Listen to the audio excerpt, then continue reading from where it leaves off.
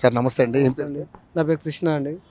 కృష్ణ గారు, ఏం లేదు సార్, ఇప్పుడు తెలంగాణ రాష్ట్రంలో జిహెచ్ఎంసీ ఎన్నికలు జరిగే అవకాశాలు ఎక్కువ కనపడుతున్నాయి, త్వరలో ఉన్నాయి. సో మరి ఇప్పుడు డివిజన్లు పెరిగాయి, కార్పొరేటర్ల స్థానాలు కూడా పెరుగుతూ ఉన్నాయి. అదేవిధంగా 33% మహిళా రిజర్వేషన్ కూడా రాబోతూ ఉంది. సో ఇక్కడ మహిళలకు కూడా అవకాశాలు ఎక్కువ ఉంటాయి రాజకీయంగా. సో సార్ మరి ఈసారి, ఎందుకంటే లాస్ట్ టైము బీజేపీకి 48 సీట్లు వచ్చినాయి, అంటే రెండు సగం సగం పంచుకున్నారులేండి బీఆర్ఎస్, కాకపోతే మేయర్ వాళ్ళకే వెళ్ళిపోయింది. సో మరి ఈసారి బీజేపీకి అవకాశం ఉంటుందా, కాంగ్రెస్కి ఉంటుందా, లేకపోతే బీఆర్ఎస్కి ఉంటుందా, లేదంటే పవన్ కళ్యాణ్ కూడా ట్రై చేస్తున్నాడు. అదేవిధంగా కవిత గారు కూడా టీఆర్ఎస్ అని పార్టీ పెట్టింది, ఇది తెలంగాణ రాష్ట్ర సేన అని పార్టీ పెట్టింది, రాష్ట్ర సేన కాదు రక్షణ సేన. సో ఏంటి సార్ మీ అభిప్రాయం ఏంటి, ఓటర్గా ఏం గమనించారు మీరు? మేము గమనించింది ఏంటంటే ఇప్పుడు బీజేపీ టీఆర్ఎస్ అలయన్సే ఉండబోతుందని అనుకుంటున్నాం. బీజేపీ టీఆర్ఎస్ అలయన్స్ ఉండదు మాక్సిమం అనుకుంటున్నాము. ఇక కవితది అనేది ఇప్పుడే కనుక చెప్పలేము. ఇప్పుడు కాంగ్రెస్ పాలన ఏమైందంటే చేస్తున్నదే లేదు, విషయం వేరే. అన్ని రకాలుగా ఫ్రీ చేయడం వల్ల ఏమైందంటే కొందరికి దెబ్బ అయినది, సామాన్యులకు దెబ్బ అయింది. ఉన్న వాళ్ళకి ఓకే, ఏదైనా తిరగాలన్నా చేయాలన్నా ఇబ్బంది ఉన్నది. ఇక క్యాండిడేట్ పరంగా ఏ క్యాండిడేట్ ఉన్నో వాళ్ళ ఒపీనియన్ ప్రకారం వస్తారు. ఇప్పుడు కార్పొరేటర్లు క్యాండిడేట్ బట్టే చేస్తారు. ఇప్పుడు ఇంతకు ముందు గిట్ట అంతే. పార్టీ పరంగా చూసుకుంటే సార్, ఇప్పుడు కాంగ్రెస్ పార్టీకి ఎలా ఉంది గెలుపు అవకాశం? కొంచెం అవకాశాలు తక్కువనే ఉన్నాయి.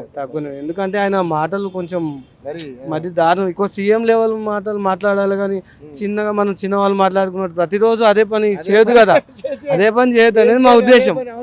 అట్లా అంటే ఆయన చేసిండు, అయిపోయింది. ఒక సంవత్సరం ఇచ్చిపెట్టు, ఆయన పక్క పెట్టు, ఒక 2 సంవత్సరాలు ఇచ్చిపెట్టు. తర్వాత నీ పని నువ్వు ప్రతిసారి ఆయనను ఎత్తుకోవడంలో నీకు లాస్ అవుతున్న సంగతి నువ్వు అర్థం చేసుకోలేకపోతున్నావు. అట్లా అనమాట.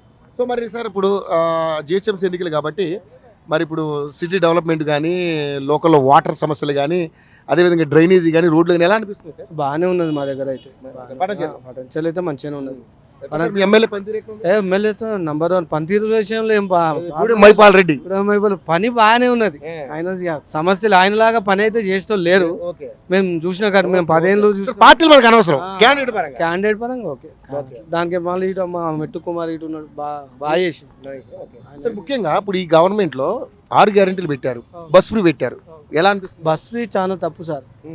బస్ ఫ్రీ ఎవరు పెట్టమన్నారు? ఓ గవర్నమెంట్ 50,000 ఉద్యోగాలు ఫ్రీ అవుతున్నారు. మా లక్షల రూపాయలు సంపాదించాలి, ఫ్రీ ఇవ్వాల్సిన అవసరం ఏముంది? వాళ్ళు పెట్టుకుంటారు. ఈ రోజు మహిళలకు వాల్యూ లేకుండా అయిపోయింది. వాల్యూ బస్సు ఆపాలంటే అన్నట్టు తీసి పక్కకు పడేస్తుంది. అట్లా అది వేస్టే. 200 యూనిట్ల కరెంట్ సార్, అది కొందరికి వస్తున్నాయి, కొందరికి వస్తలేవు. అయితే రానోళ్ళేమో ఎందుకు రాలేదు అనుకుంటూ వచ్చిన వాళ్ళు సంతోషం. ఇక దాని పెద్ద గ్యాస్ ఏది మనది కాదు కదా, సెంట్రల్ కాదు కదా, ఇది స్టేట్ కాదు కదా. మరి 500 సబ్సిడీ ఏడు ఇస్తున్నారు సార్, ఎవరు ఇస్తలేరు. ఏవో ఇస్తే ఎప్పుడో ఒకసారి ఒక 50 రూపాయలు ఇస్తారు. అదే సెంట్రల్ గవర్నమెంట్ అదే అది ఇదేం లేదు.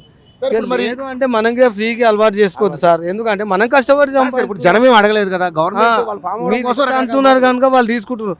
మీరు ఇవ్వకపోతే వాళ్ళంతా వాళ్ళు పని చేసుకుంటారు. ఇప్పుడు గవర్నమెంట్ అడగారు కదా, నువ్వు ఇస్తున్నావు అని చేస్తావని నమ్మకంతో నీకు ఓట్లేసారు, నువ్వు ఇయ్యలేవని నీకు తెలిసి చేసినావని అనిపిస్తుంది. ఇప్పుడు అట్లా ఇప్పుడు 200 యూనిట్ల కరెంటు అయితే అక్కడెక్కడ వస్తుంది అంటున్నారు.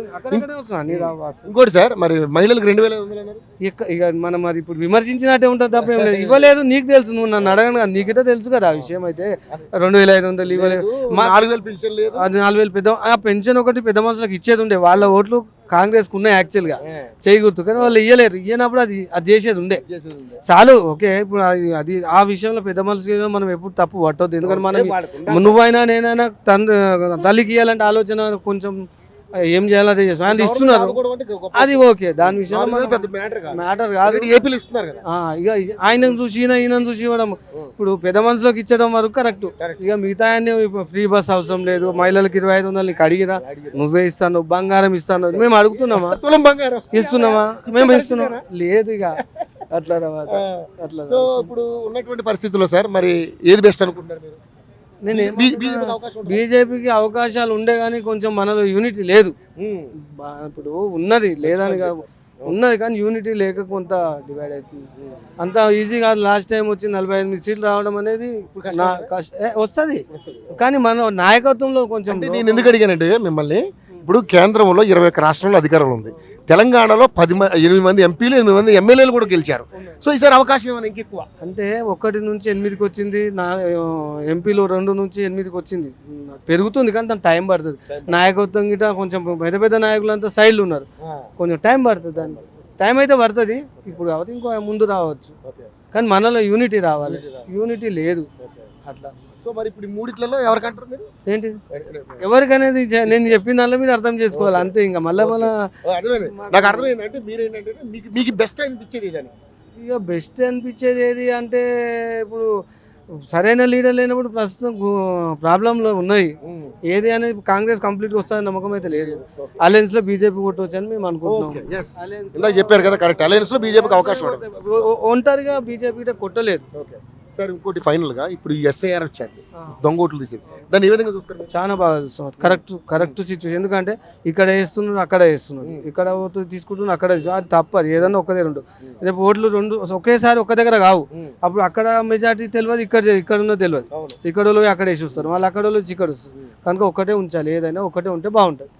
అదైతే బాగుంటుంది. ఇప్పుడు ఆంధ్రప్రదేశ్ తీసుకో, ఇప్పుడు కొన్ని నియోజకవర్గాలు ఉన్నాయి. ఆంధ్రప్రదేశ్లో ఎలక్షన్లు అయినా మొత్తం ఖాళీ అవుతుంది. ఖాళీ అవుతుంది. ఎందుకు ఖాళీ అయితే అక్కడ ఓట్లు ఉన్నాయి. మళ్ళీ అక్కడ వచ్చినప్పుడు మళ్ళీ పోయేస్తారు, మళ్ళీ ఇక్కడ వస్తుంది. అప్పుడు ఒక్కటేసి అనుకో, వాళ్ళు ఇక్కడ తేల్చుకుంటే నాకు అక్కడనే కావాలనుకో, నువ్వు అక్కడనే ఉంటావు. నువ్వు ఇక్కడ బతకొచ్చు, ఎవడైనా కానీ ఇండియాలో ఎవడైనా ఎక్కడైనా బతకొచ్చు. కాకపోతే ఏంటంటే నువ్వు ఓటు ఒక దగ్గరనే, నువ్వు అక్కడనే సపోర్ట్ చేసి అదే గవర్నమెంట్ సపోర్ట్ చేసినట్టు ఇక్కడ నువ్వు వచ్చు. ఇప్పుడు మనము హైదరాబాద్ లో అన్ని రాష్ట్రాల్లో ఉన్నాం, ఎవరైనా బతకొచ్చు. నీ పని నువ్వు చేసుకుంటావు. నేను హిందూ ఉన్నా, ఇది ఒక మినీ ఇండియా. ఇది మినీ ఇండియా. అందరం పని చేసుకోవాలి. నువ్వు నీతో ఎంతసేపు నీ తిరిగి నాతో ఏం పని చేసుకుంటేనే నా డబ్బులు నేను సంపాది, నీ దగ్గర పోతా. అన్ని కుల మతాలు గిట్ట పెద్ద ఇబ్బంది. అందరికీ అందరం పోతాం, ప్రతి ఒక్కరికి కావాలి. కాదు, అందరిలో యూనిటీ మనలో లేదు. అది బాధ. మీరు అన్నది నాకు అర్థమైంది. యూనిటీ అనేది మనది అన్న ఫీలింగ్ రావట్లేదు ఎవరికి ఇంకా. సో దానివల్ల చాలా ప్రాబ్లమ్స్ వస్తున్నాయి. సో మీ లెక్క ప్రకారం అయితే వాళ్ళిద్దరు మెర్జ్ అయితేనే అధికారంలోకి వచ్చే అవకాశం అనుకుంటున్నాను. థ్యాంక్ యూ గురుగారు, థ్యాంక్ యూ సో మచ్.